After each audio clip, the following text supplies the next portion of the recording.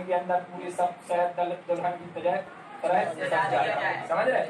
इसमें हमने इस बार 4-5 चीजें ऐड की हैं, उनको ध्यान से।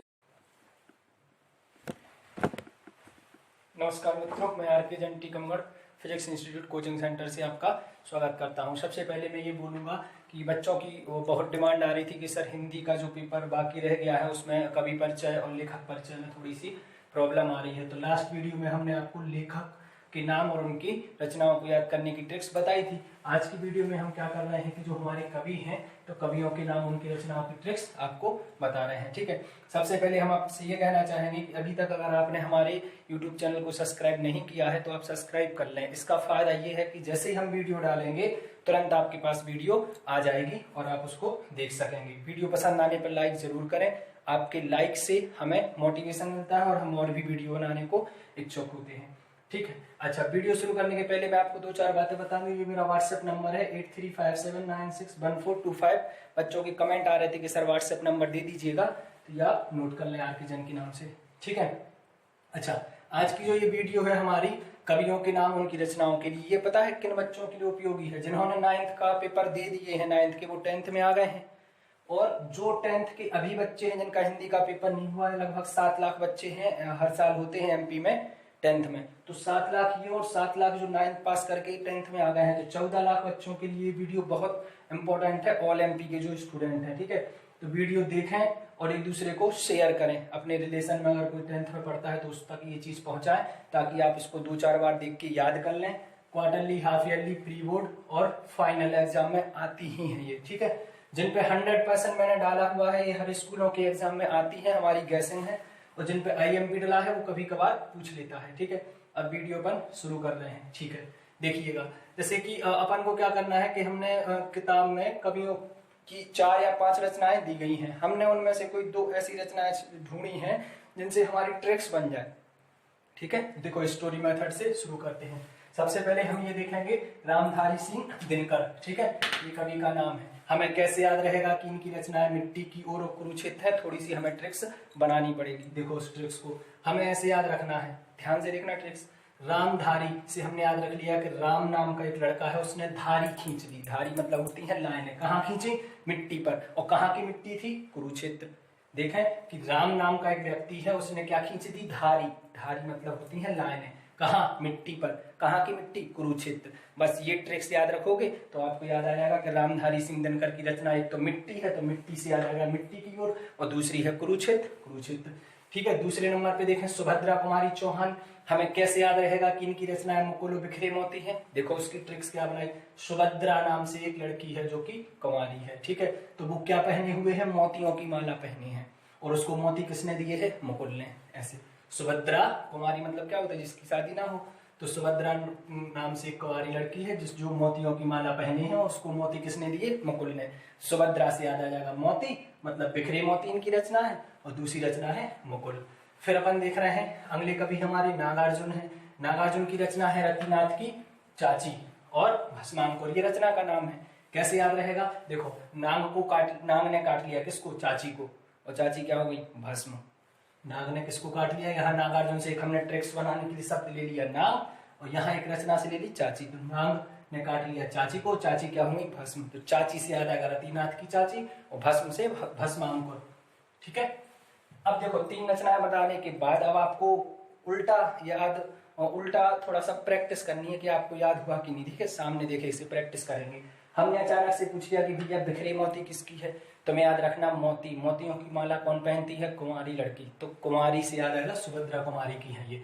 अचानक से पूछ लिया कुरुक्षेत्र किसकी रचना है, तो कुरुक्षेत्र में खींची, कुरुक्षेत्र की मिट्टी पर खींची थी क्या? धारी। किसने? राम ने। तो रामधारी सिंह दिनकर की है। अच्छा, ये पूछ लेंगे कि रतिनाथ की चाची किसकी रचना है, तो चाची को किसने काटा था? नाग ने, मतलब नागार्जुन की है। ठीक है, इस तरीके से टैली करते हुए पढ़ेंगे। टैली मतलब ये होता है कि जो चीज अपन पढ़ चुके हैं उसको एक बार अच्छे से याद करने को प्रैक्टिस कर लें। ठीक है, अगले आ रहे हैं हम जयशंकर प्रसाद जी। बिल्कुल 100% पेपर में आनी है, साल छपी मिलेगी, 100% डाल दिया मैंने। जयशंकर प्रसाद की हमें कैसे पता चलेगा कि 2 रचनाएं आंसू और झरना है? तो देखो जयशंकर, जय बोली शंकर जी की, तो उनको मिल गया प्रसाद। ठीक है, जय बोला उन्होंने शंकर जी की, तो उनको क्या मिल गया? प्रसाद। और जिनको प्रसाद नहीं मिला उनके क्या आ गए? आंसू। वो इतने आंसू आए कि रोने लगे, तो क्या बन गया वहां पे? झरना। फिर से देखो कि जय जय बोल दी उन्होंने, शंकर जी की ट्रिक्स बता रहे हैं, तो प्रसाद उनको मिल गया, और जिनको प्रसाद नहीं मिला उनके क्या आ गए? आंसू। को वो इतना रोए कि उनके आंसू से क्या बन गया? झरना।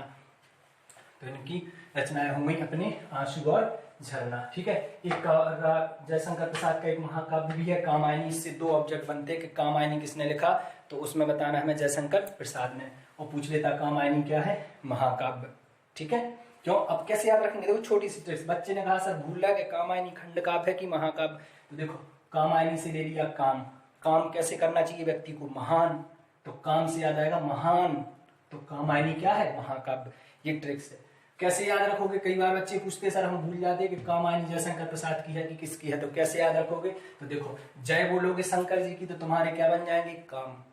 ऐसे याद रखना कि जय बोलेंगे शंकर जी की तो हमारे क्या बन जाएंगे? काम। मतलब कामायनी किसकी है? जयशंकर प्रसाद की। है ना अच्छी ट्रिक्स। अब देखो आगे बढ़ रहे हैं। मलिक मोहम्मद जायसी, इनकी रचनाएं हैं अखरावट और आखिरी कलाम। हमें कैसे याद रखना कि मलिक को बना दिया मालिक। मालिक बैठ के क्या करते हैं? दिन भर अखबार पढ़ते हैं। और कौन सा?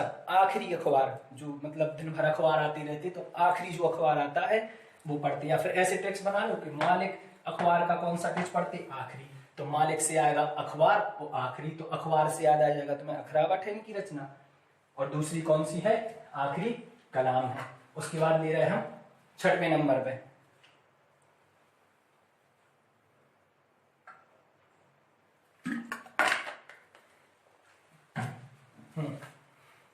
सूरदास। सूरदास से में याद आएगा, देखो सूर दुनिया में एक ही है, दो नहीं है। तो सूर दुनिया में एक ही है, तो सूर से दो रचनाएं कौन सी बनी? सूर सागर और सूर सारावली। तुलसीदास की हमें कैसे याद रहेगी कि कवितावली और दोहावली है। देखो तुलसी के जो पत्ते होते हैं उनकी बलि दे दी जाती है, मतलब कि कभी अपन को सर्दी हो गई तो उसमें अपन पत्ते डाल देते, कहीं कहीं पे खुजली हो रही तो उसमें पत्तों को निचोड़ के उनका रस डालते, मतलब पत्तों की क्या देते हैं? बलि।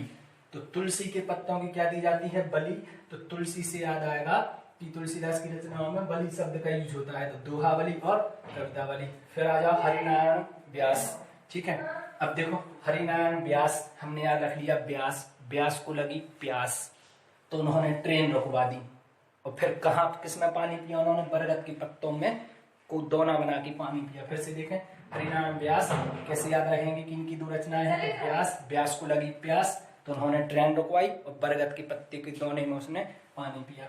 तो ट्रेन से याद आएगा आउटर पर्व की ट्रेन, बरगद से याद आएगा बरगद के चिकने पत्ते। ये हो गया। 9वें नंबर पे हम देख रहे हैं कबीर। तो कबीर की रचनाएं कौन कौन सी हैं? बीजक। कबीर की रचना केवल एक ही है, बीजक, और उसके 3 भाग हैं। कबीर की रचना केवल एक ही है, बीजक, उसके 3 भाग हैं, साखी, शबद, रमैनी। ये पेपर में नहीं पूछी जाती है। बिहारी की भी एक ही रचना है, बिहारी सत्सई, और 719 दोहे हैं। शायद कंफर्म नहीं है, कुछ 713 है कि 19, ये कुछ क्लियर नहीं है। खैर उसको छोड़ो, तुम्हें तो ये याद रखना। ये भी नहीं पूछी जाती पेपर में। भारतेंदु हरिश्चंद्र ये नहीं पूछी जाती, लेकिन इसकी ट्रिक्स देख लो तो भारतेंदु भारत है। ठीक है। तो हमने एक शब्द ले लिया यहाँ से चंद, और चंद से याद आ गया चंद्रिका और चंद्रप्रभा, ये इनकी रचनाएं हैं। गिरधर है, गिरधर की गिरधर कुंडलियां हैं, ये पेपर में नहीं पूछी जाती है, इसको ऐसे ही याद रखेंगे। पद्माकर, यहाँ से देखो पदम, अपन ने बचपन में कहानी पढ़ी है पदम 50, 5 की पहाड़ी में पढ़ती है ना 10 बार, तो क्या बोलती? पदम 50। तो पदम की है 50, मतलब पदम से एक हो गया पद्माकर और दूसरी हो गई 50। फिर आ रहे हम राम नरेश त्रिपाठी।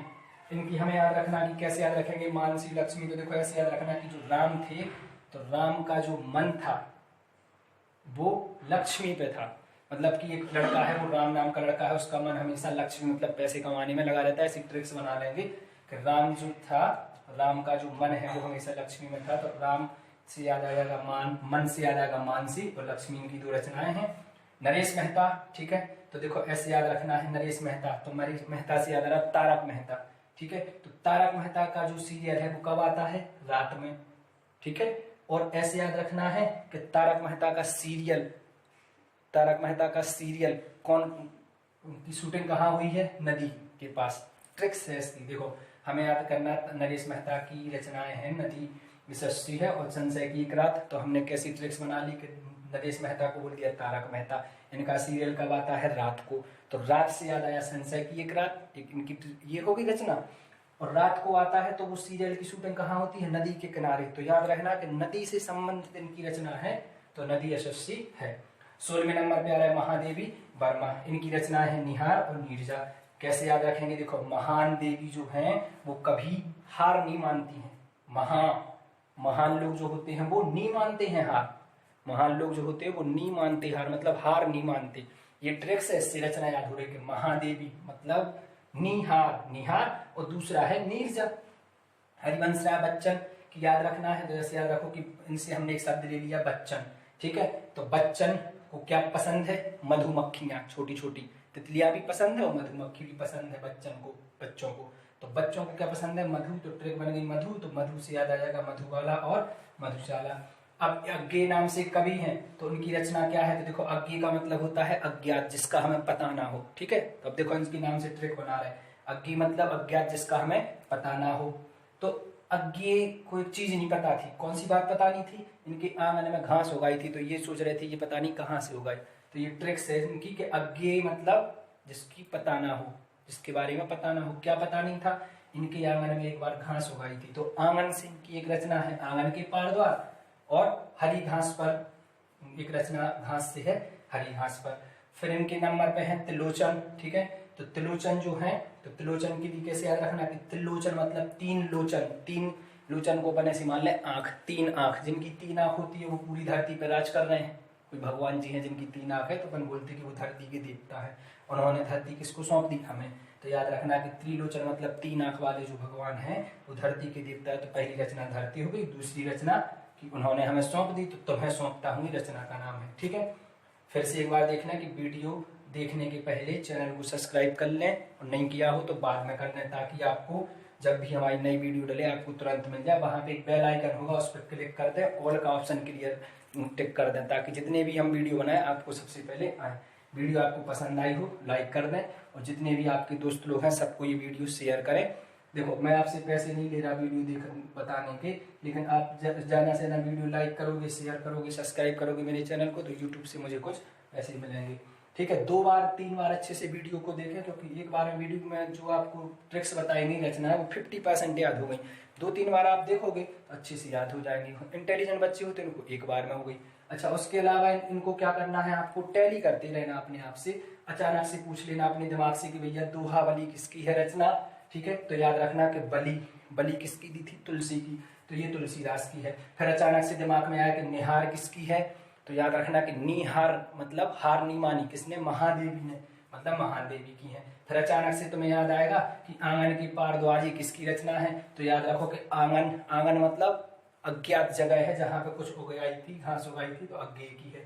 फिर कहीं से भी कुछ भी ले लो, मान लो ये ले लो कि आउटर पर रुकी ट्रेन, तो ट्रेन क्यों रुकी, क्योंकि उनको लगाई थी प्यास, किसको, ब्यास को, प्यास लगी किसको, ब्यास को, तो प्यास की है, इस तरीके से, ठीक है।